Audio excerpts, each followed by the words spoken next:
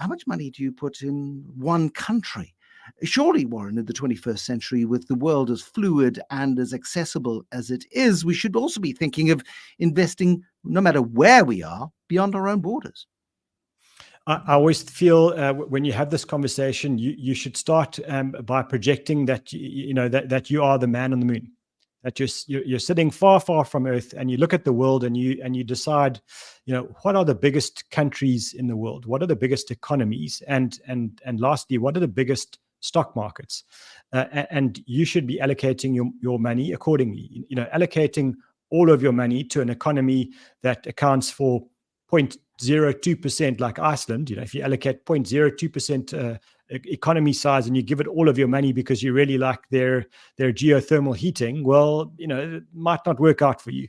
So I think that it's important to be kind of a bit agnostic to your home market or a specific view that you have, and start with what the world is going to do. Where are the major economies and major markets? And they should be the places where you allocate the bulk of your money.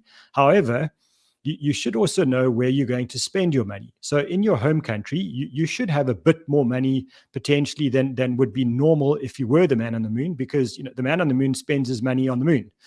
You don't have that punishment or luxury, I'm not sure which. So then you say, well, I'm going to allocate a bit more capital to my home country to look after my expenses, but everything else I'm allocating according to what goes on around the globe. Okay, this you can do by spending the next 5 years studying every country in the world, understanding its economics, understanding its risks and opportunities, by which time they would all have changed. You could do it by studying the top 100 companies in the top 20 economies in the world, and you could then make an allocation on that. Or you could do something, I don't know, hypothetically here, like buy an index fund that does all of that for you. Is that too simple? I think it's actually simple is very good here. Simple is an advantage because you number one, you know what you're buying. It's easy to monitor and hopefully very low cost. So I think the option here is to either buy a world index. So buy the name of these indices, Bruce, is the All Country World Index. That's the one that it says what it is on the box. It's every country in the world, and it's in the correct proportions for their value of the global stock market.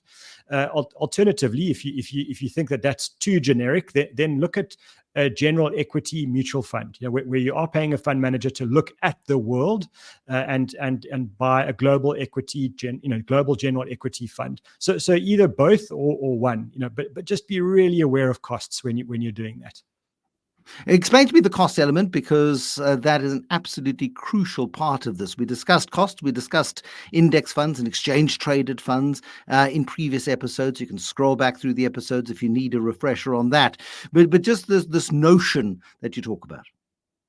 So I think that when you track an index, whether it's an exchange traded fund that tracks an index or a mutual fund, the costs tend to be incredibly low, and you're looking for something that's called a total investment charge or something similar that's somewhere around 0.1% per annum, at an absolute maximum, maybe 0.3% per annum. And that tells you that, out of your 100 that you've put in, you're losing 0.03 every month or every year to costs. And that's very good. That's what you want. If you're going to pay a fund manager to take a view on the world markets, the likelihood is that you'll be paying somewhere around 0.5% to 1% per annum. And that should be the max. You shouldn't be paying much more than that, because those costs eat into your growth over long periods of time. And the more expensive the fund, surprise, surprise, the worse the performance will be over a decade or two. And that's really what counts here, not the next year. Certified financial planner Warren Ingram. I'm Bruce Whitfield. This is the Financial Freedom Pod.